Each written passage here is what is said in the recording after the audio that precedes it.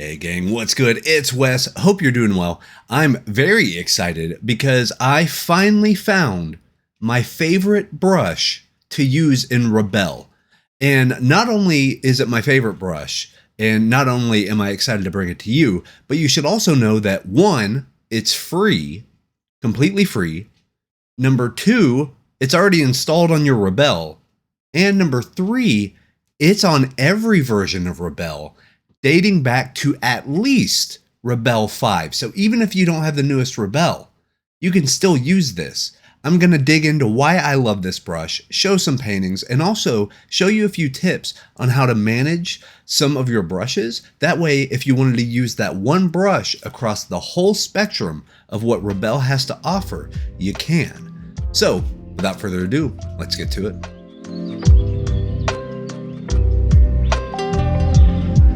So here we are in Rebelle. I'm actually going to do the first part of this video as a real-time kind of tutorial.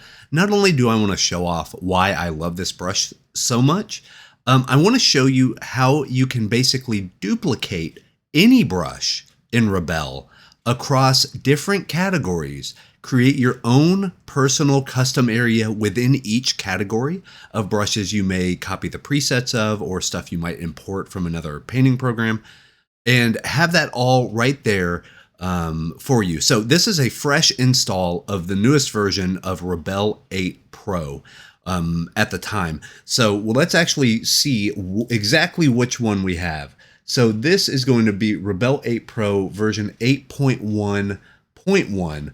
And like I said, this specific brush is actually available all the way back to at least Rebelle 5. So if you have Rebelle 5 or 6 or 7 or 8, you will have access to this brush free of charge. It's built into the program, but it's something that I never really went towards because I'm not normally a watercolor person. But the brush is going to be in the watercolor engine. It's going to be up here. I'm going to just show you how my stuff's set up. It's fairly set up default, but over in the upper left hand corner, we're going to go to the tools, click on the watercolor, and we are going to find our good friend, the Sumi-e bristle brush. This thing is a game changer. So I wanted a brush that essentially had a little bit of grit, still had some smoothness, had a nice tail, meaning at the end of the brush tip, after you pick up your brush stroke, it actually leaves a little bit left for some texture. So this is it. I found this brush. I already like the stamp, meaning kind of the shape of the brush, as it were.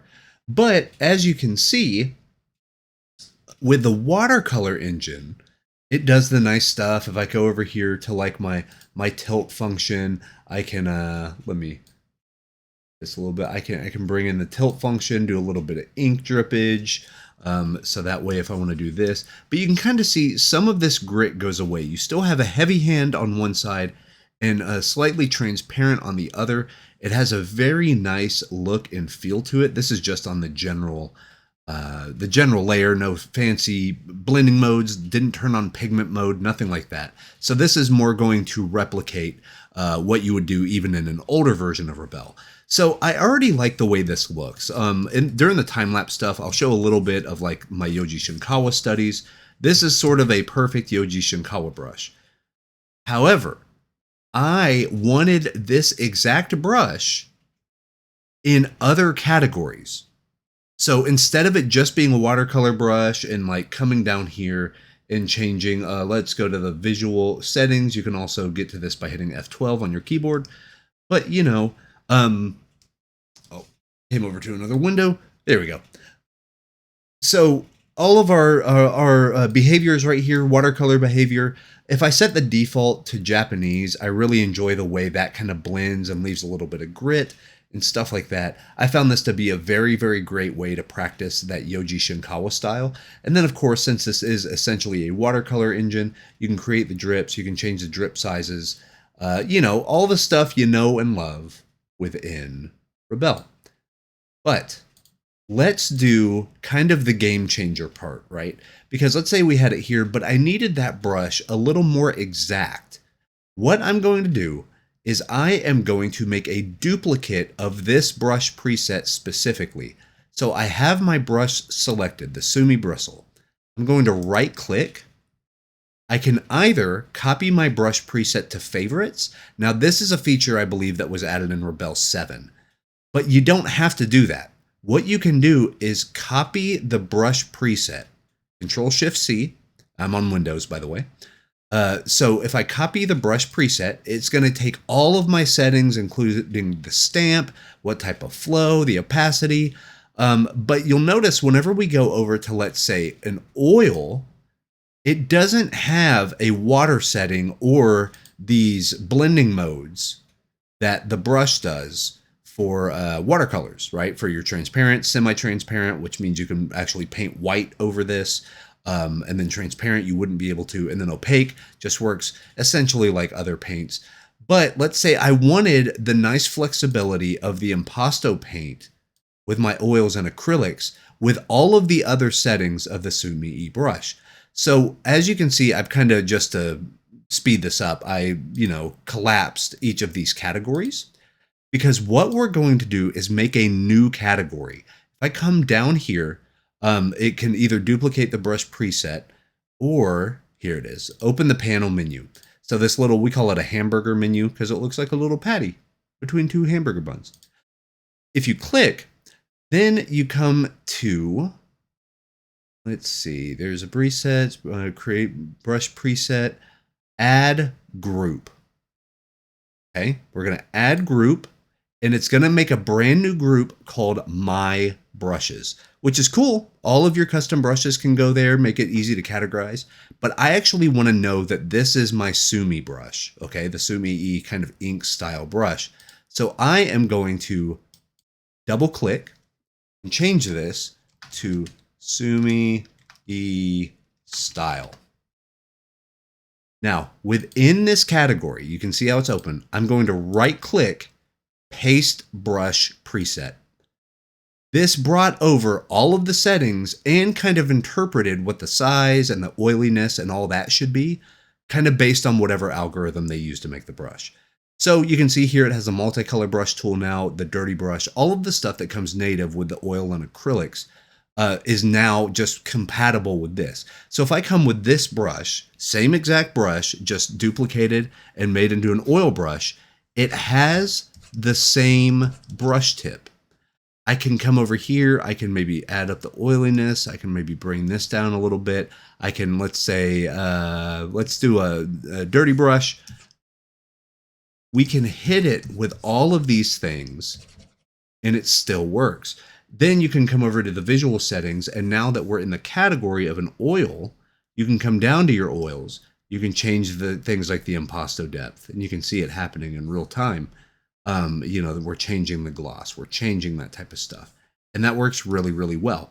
So let's say, yeah, the impasto stuff is cool. I like the oil paint, of course, but I actually need this to be a soft pastel. I can do that yet again. I'm going to click on the pastels over here in the tools. I am going to get the hamburger menu. Boom. Click on that. We're going to add a group. And I will once again name this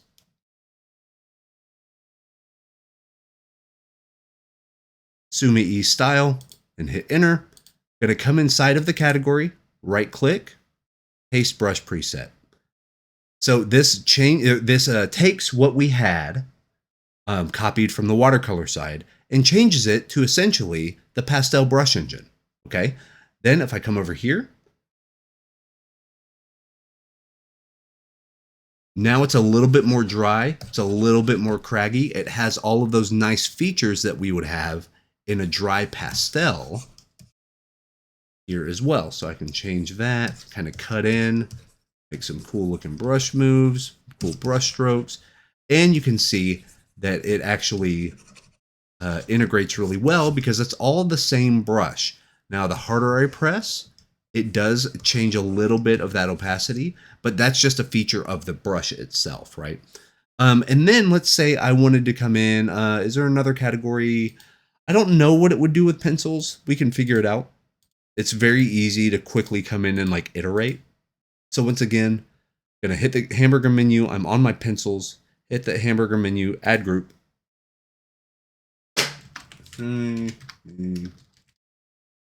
Style. We have that. Right click, paste brush preset. Now let's see what happens on.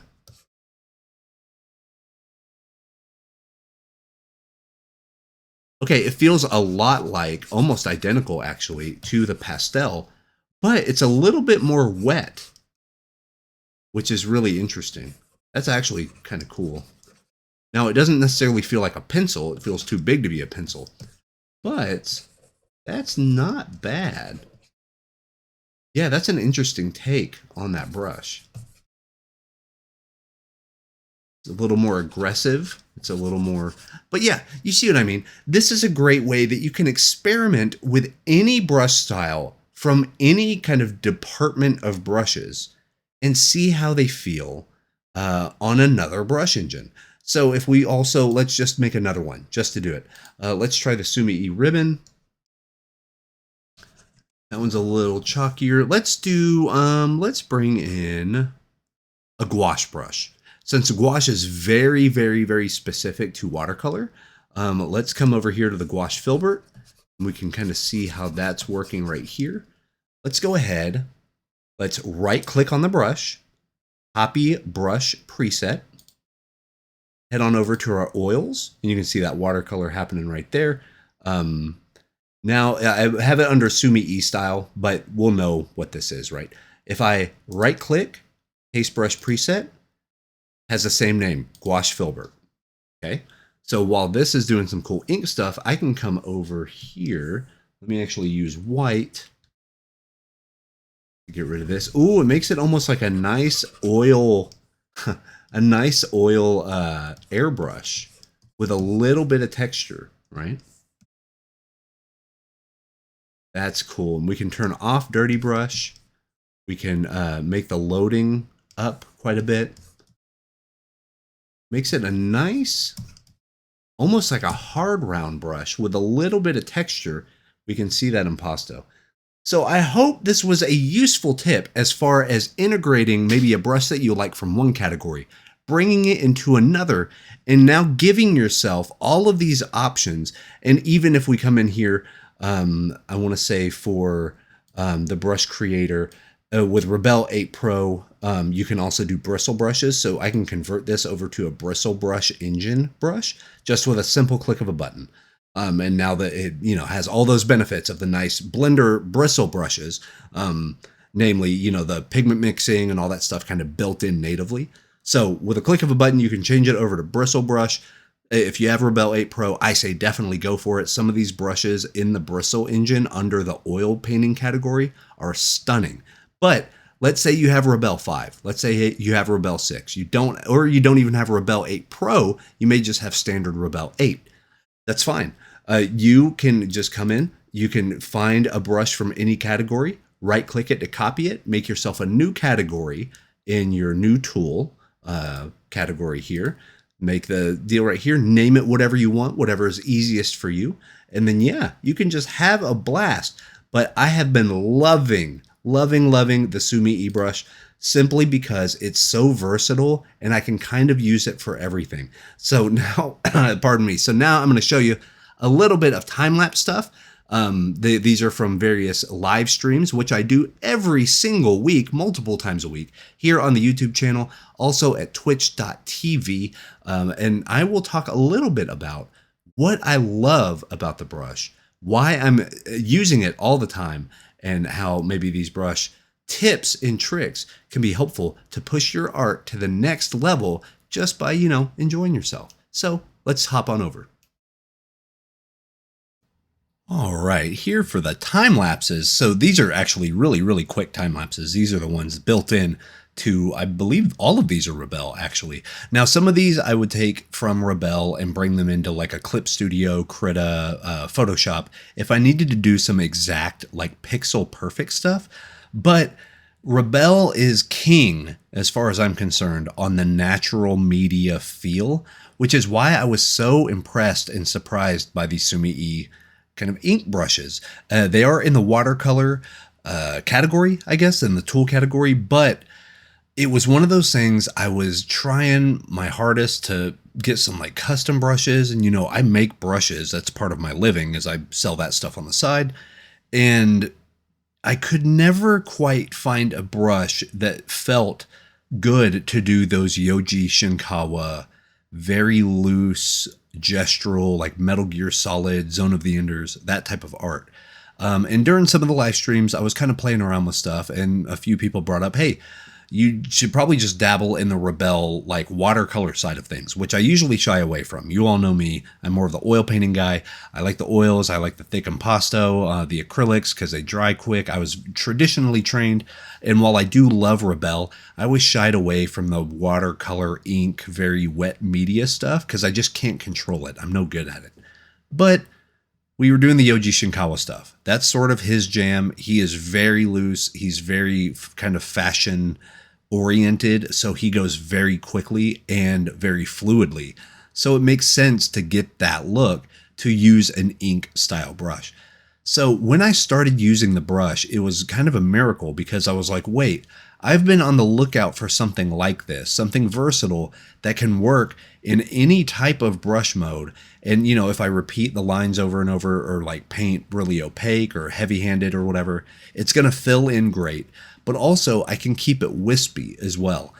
And yeah, this brush was it was delivering on all fronts over and over and over. And I was like, what is it? Why have I not dabbled in this thing? So let this be a lesson. Like, go into your favorite brush engine or painting software, whether it's like mobile or whatever, and try out everything. Just try stuff. Like, bring up a brush category you've never even opened before and start messing around.